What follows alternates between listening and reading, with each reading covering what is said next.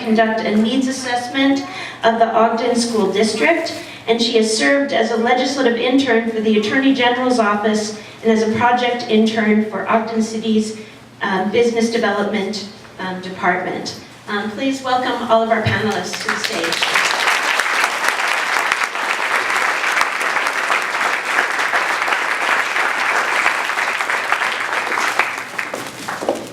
We've got some high-power people here, so we're going to move quickly. And I know it's impossible for senators to be brief, although Haven was. So even retired senators can be brief. I don't know. But we're honored to be here, and I'm honored to be here at the Haven Barlow event, this forum. I served with Haven, and there's just nobody who's a better advocate for education. And there's many times I wish he was still down there with those elbows working and making sure that education was taken care of. So I'm honored to be here. The question was, Education Utah, where are we and where we're going?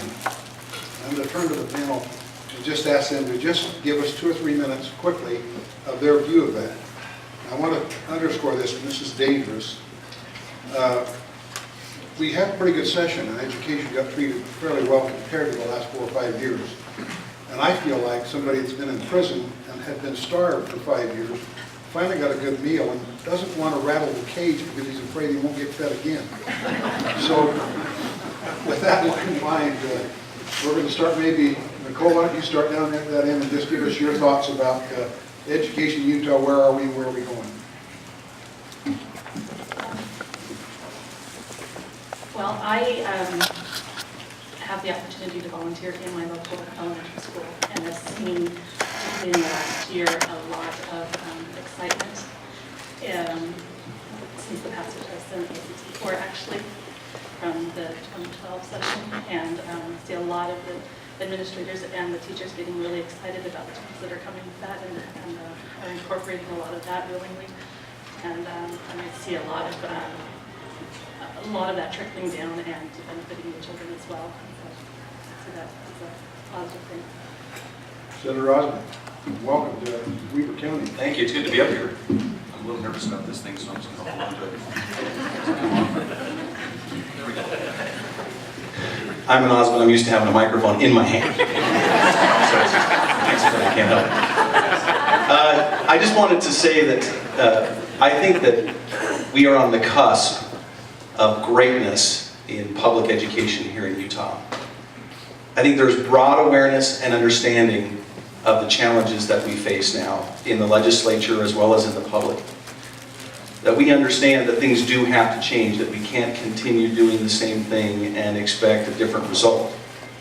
And in order to achieve that, we have to reevaluate the way that we fund education, reevaluate the way that we attract talent, which is our most important asset in public education, reevaluate the way that we evaluate and recognize and reward that talent from a success or failure perspective so that it's fair, it's equitable, and it drives the results that we actually want. One of the things I've learned in the last 2 years in the legislature is that there really is this thing called the law of unintended consequences.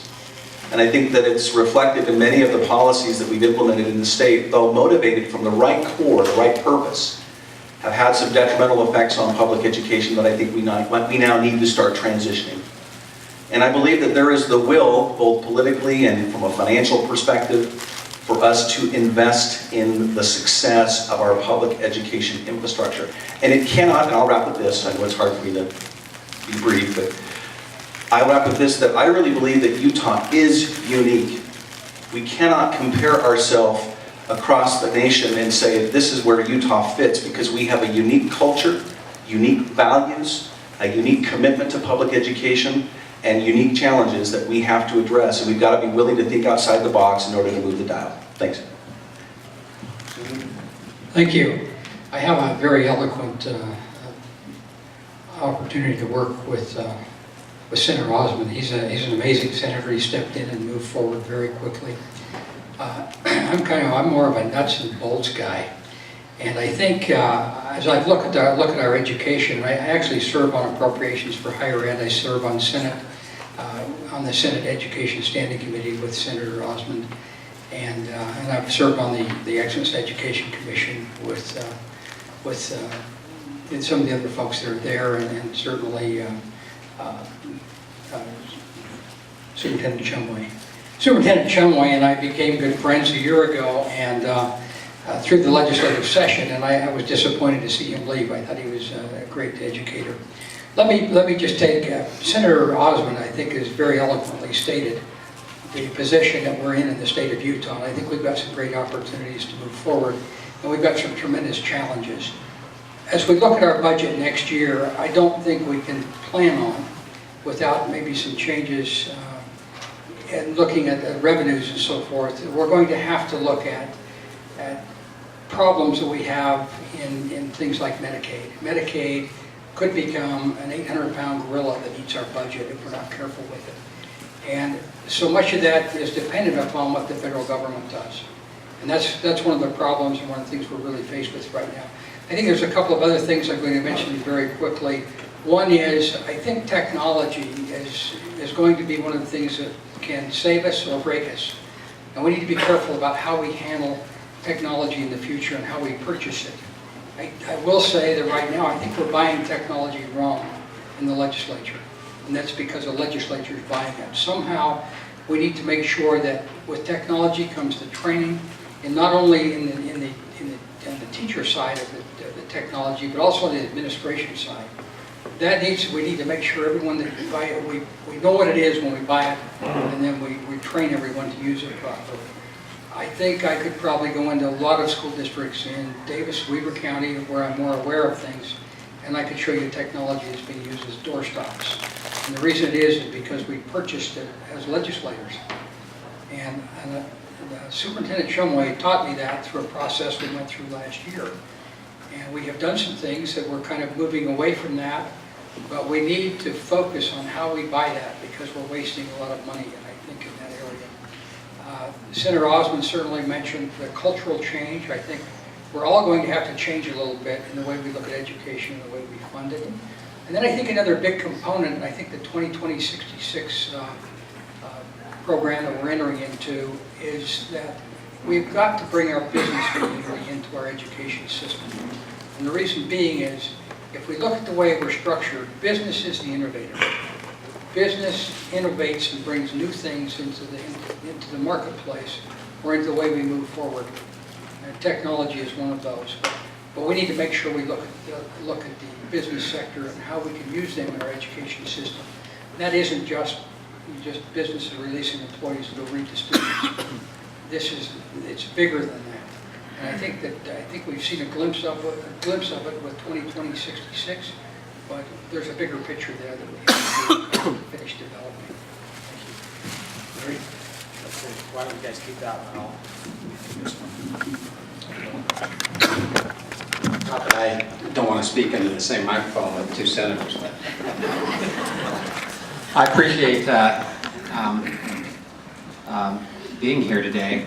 As Senator Osmond says, Utah's unique. I'm reminded of the counselor who would tell students, to always remember you're unique just like everyone else. I think that's a mistake we have to be careful of. I think we do have some advantages and attributes here in Utah that give us some opportunities.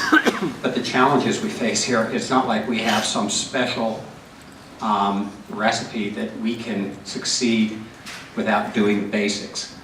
So I think I just caution us on relying on our uniqueness to avoid doing the fundamentals. It's like the athlete who says, I'm more talented, therefore I don't have to practice or ever lift weights, and I can eat all the Twinkies I want. Or I never have to eat any Twinkies, which would be more like us.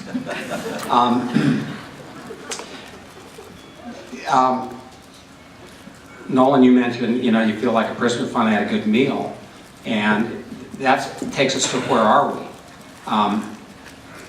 We are a school system that has been starved, and so yeah, we might have had a good meal, but we're still malnourished. We're still under-resourced in our schools. Now that's hard. I could say more stuff like that. That's hard for us to recognize because if you look at the $5 billion, that sounds like a big number. And I've broken that down often to say, you know, we have about 1,000 hours of school in Utah that kids attend. It's 180 days, 990 hours that we buy with that. That's $5 million an hour that we're spending. $5 million an hour. That's a lot of money. But we have 600,000 students, and you can see how it compares to other people. The fact is that we are not appropriately resourced in our public schools. And one of the most critical areas that we have neglected is effective instruction and investing in teachers. But in 2005, we were spending $100 million a year on professional development. Today, I think we're lucky to be spending $5 or $6 million, you know. What kind of a organization can survive by taking your most important people and starving them of improvement? And that's what we're doing by not investing here. I appreciated the presentation that we had from students from the research team here. And the center of that high quality instruction is something, that's a phrase that I have a large ownership in. Because we actually are not interested, it's not teacher effectiveness that we're interested in, it's teaching effectiveness. What are we buying with our $5 million an hour? We're buying high quality teaching, we hope. That's what we buy, and by neglecting to invest in ensuring that we get that for our $5 million, by not providing for professional development, we diminish the leverage we have on the $5 million an hour that we are spending. So it's like maintaining a